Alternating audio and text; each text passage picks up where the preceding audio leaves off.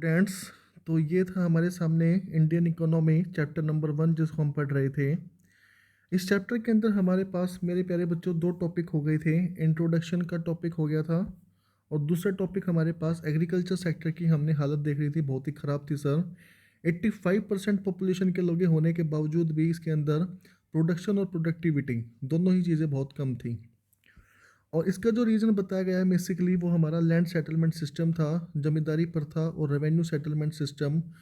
Commercialisation of agriculture किया गया परंतु इतना ज़्यादा नहीं हो पाया क्योंकि किसानों के पास पैसे नहीं होते थे, फार्मर के पास पैसा ही नहीं था कि वो टेक्नोलॉजी को अडॉप्ट कर सकें और इरिगेशन फैसिलिटी को इम्प्रूव कर सकें और फर्टिलाइज़र को यूज़ कर सकें। तो फार्मर की कंडीशन जो थी वो बहुत ही क्या थी सर, दयनीय कंडीशन थी, बहुत ही ख़राब कंडीशन थी। इसी की तर्ज पर अब हम पढ़ते हैं इंडस्ट्रियल सेक्टर के बारे में। तो कहता है as in the case of agriculture so also in manufacturing India could not develop a sound industrial base under the colonial rule. तो साफ साफ बोल दिया सर उसने कि हमारी जो इंडस्ट्रियल बेस था वो भी अच्छा नहीं था।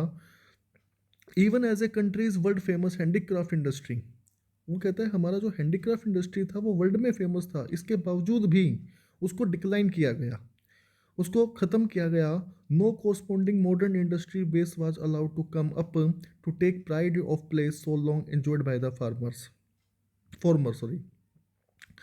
तो और कोई भी हमारे यहाँ पे मॉडर्न इंडस्ट्री नहीं आई और जो इंडस्ट्री पहले से ही डेवलप थी हैंडीक्राफ्ट इंडस्ट्री उसको पूरी तरह से डिक्लाइन किया गया, उसकी पूरी तरह से बैकबोन को तोड़ दिया गया।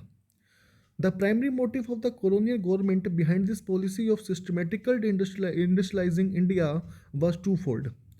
जो कॉलोनियल गवर्नमेंट थी उसका सिर्फ दो ही मोटिव थे, प्राइमरी दो ही मोटिव थे उसके ऐसा करने के पीछे।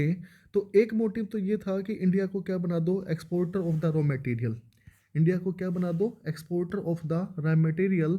तो बेसिकली उन्होंने इंडिया को एक्सपोर्टर बना दिया रॉ मटेरियल के लिए। और हम रॉ मटेरियल सप्लाई करते थे किसको, मॉडर्न इंडस्ट्री को, जो कहाँ पे सेटअप होने लग रही थी, ब्रिटेन के अंदर। तो उस जिस टाइम पे इंडिया गुलाम हुआ उस टाइम पे ब्रिटेन में क्या चल रहा था, इंडस्ट्रियलाइजेशन। और उस इंडस्ट्रियलाइजेशन के अंदर जो इंडस्ट्री सेटअप हुई, उनको कच्चे माल की जरूरत थी, रॉ मटेरियल की जरूरत थी, जिसको सप्लाई करने का काम किसने किया, इंडिया ने। और सेकंड जो रीजन था वो ये था to turn India into the sprawling market for the finish goods for those industries so that their continued expansion could be ensured to the maximum advantage of their home country. और India को क्या बना दिया sir, importer बना दिया finish goods का। और यहाँ पे जो मार्केट होती थी उन मार्केट के अंदर फिनिश गुड्स को बेचा गया जो कहाँ पे बनती थी, उन ब्रिटिश इंडस्ट्री के अंदर बनती थी। तो बेसिकली अगर मैं प्यारे प्यारे बच्चों बात करूँ तो जो है हमारा प्यारा इंडिया था ये बन गया एक्सपोर्टर किस चीज़ का, रॉ मटेरियल का। और ये बन गया इम्पोर्टर किस चीज़ का, फिनिश गुड्स का। और ये फिनिश गुड्स कहाँ पे बनती थी, ब्रिटेन की इंडस्ट्रीज़ के अंदर। तो इस प्रकार से दोनों तरफ से मार पड़ी सर। और सिर्फ बेनिफिट किसका हुआ सर, अंग्रेजों का बेनिफिट हुआ। वो यहाँ से कच्चा माल ले जाते थे, रॉ मटेरियल सस्ते दाम के ऊपर, 10 रुपये की चीज़ ले जा करके इंडिया में वापस 100 रुपये की बेचते थे। तो 19 रुपीज़ जो प्रॉफिट कमाया वो सिर्फ अंग्रेजों का। In the unfolding economic scenario the decline of the indigenous handicraft industry. तो जो हमारा इंडिजीनियस, जो हमारा लोकल हैंडीक्राफ्ट इंडस्ट्री था उसका भी डिक्लाइन देखने को मिला। Created not only massive unemployment in India, इसकी वजह से हमें सिर्फ अनएम्प्लॉयमेंट देखने को नहीं मिली but also a new demand in the Indian consumer market. परंतु इंडियन मार्केट जो थी वहाँ पे एक नया पैटर्न देखने को मिला डिमांड का, which was now deprived of the supply of local made goods. This demand was profitable meet by the increasing import of cheap manufactured goods from the Britain. तो मेरे प्यारे बच्चों अब मार्केट के अंदर इंडियन कंज्यूमर नहीं, Indian consumer market नहीं रह गई थी, उसके अंदर फॉरेन से जो बना माल आता था इंडिया के अंदर, जो इंपोर्ट किया जाता था, वो माल ज़्यादा बिकने लगा, उसकी डिमांड बढ़ गई। तो इसकी वजह से क्या हुआ, वहाँ से ज़्यादा माल जो मैन्युफैक्चर गुड्स था वो ब्रिटेन में आने लगा, उसको इंपोर्ट किया जाने लगा। और इंडियन मार्केट के अंदर अब फॉरेन जो मतलब कि आपके पास फॉरेन गुड्स होती थी वो ज़्यादा बिकने लगी as compare to Indian consumer market, Indian consumer goods.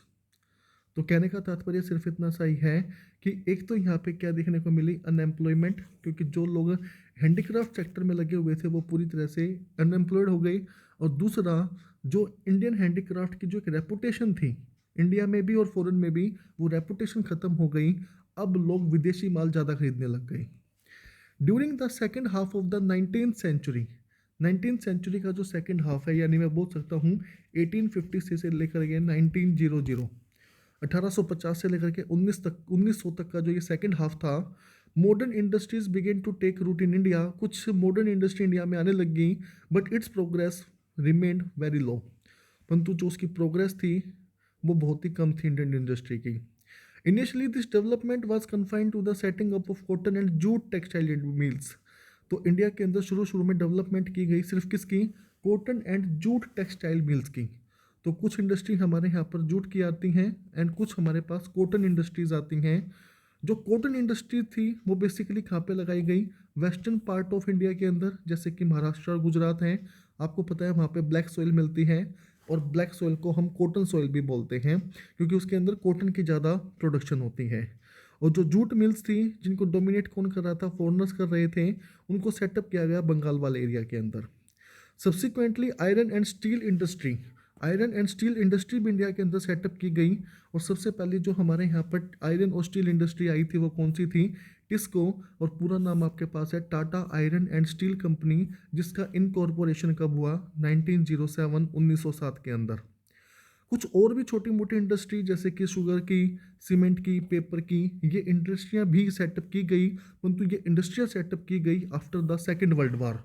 और आपको पता है जो सेकेंड वर्ल्ड वार लड़ी गई है वो लड़ी गई है सर 1939 से लेकर के 1945 तक। तो मेरे प्यारे बच्चों ये सोच लो, अब तो इंडिया आज़ाद होने ही वाला है, ठीक है।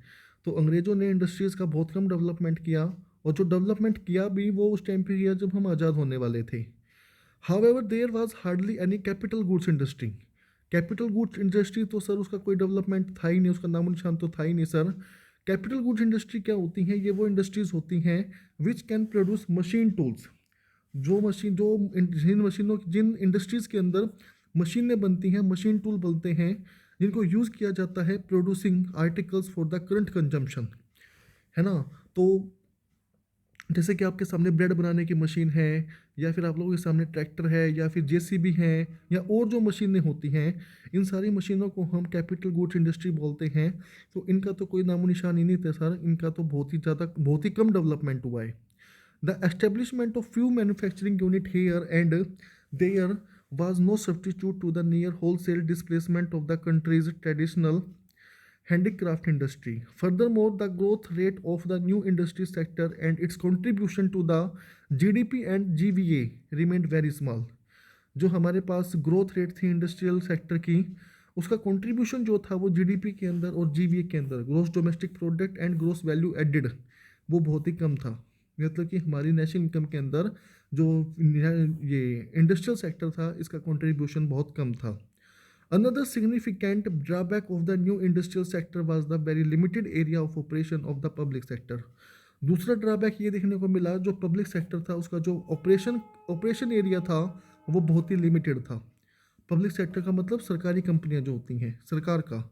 तो सरकार केवल रेलवे के अंदर, पावर जनरेशन के अंदर, कम्युनिकेशन है, पोर्ट्स हैं, और कुछ और आपके पास डिपार्टमेंट्स हैं, वहीं तक सीमित थी सर, वहीं तक कन्फाइंड थी। और बाकी किसी भी सेक्टर के अंदर पब्लिक सेक्टर का कोई भी कंट्रीब्यूशन नहीं था, किसी प्रकार का कोई डेवलपमेंट देखने को नहीं मिला। तो इस सारी चीज़ों को देखने के बाद हमें ये पता लगता है कि जो हमारे पास इंडस्ट्रियलाइजेशन था उसके अंदर भी बहुत बड़ा हमारे साथ धोखा हुआ। और सर पहली बात तो हमारा जो हैंडीक्राफ्ट इंडस्ट्रीज़ थी उसको पूरी तरह से ख़राब किया गया। और उसके बाद हमें क्या बना दिया? Exporter of raw material and importer of the finish goods. कुछ छोटी मोटी इंडस्ट्री इंडिया में सेटअप की गई 1907 के अंदर, जैसे उसने टिस्को बताया। और सीमेंट के अंदर पेपर इंडस्ट्री वगैरह है, ये थोड़ी बहुत इंडस्ट्री और सेटअप की गई जो सेकेंड वर्ल्ड वॉर के बाद एस्टेब्लिश की गई थी। नेशनल इनकम में कंट्रीब्यूशन की बात करें इंडस्ट्रियल सेक्टर की, तो ये मान लो ना के बराबर था। और कुछ ही एरिया थे जहाँ पे पब्लिक सेक्टर ने कंट्रीब्यूट किया, पब्लिक सेक्टर आगे आया। और वो भी अंग्रेज अपने बेनिफिट के लिए आए थे, इसी चैप्टर में वो बताएगा आपको। जैसे रेलवे का डेवलपमेंट हुआ, पावर जनरेशन, डैम्स वगैरह बनाए गए, इलेक्ट्रिसिटी को प्रोड्यूस करना है, कम्युनिकेशन है, पोर्ट्स हैं, कुछ और डिपार्टमेंट्स अंडरटेकिंग्स हैं वो एस्टेब्लिश किए गए सर। बट उनका जो बनाने का जो पर्पज़ था वो भी सिर्फ क्या था सर? अपना बेनिफिट करना। इंडियंस की तरफ कोई ध्यान नहीं था, इंडियंस के बेनिफिट के लिए वो चीज़ें नहीं बनाई गई थी, अपने पर्सनल बेनिफिट के लिए सारे काम किए जा रहे थे। अगला पॉइंट हमारे पास आएगा फॉरेन ट्रेड। इस फॉरेन ट्रेड वाले पॉइंट को अब हम एक अगली वीडियो में देखेंगे।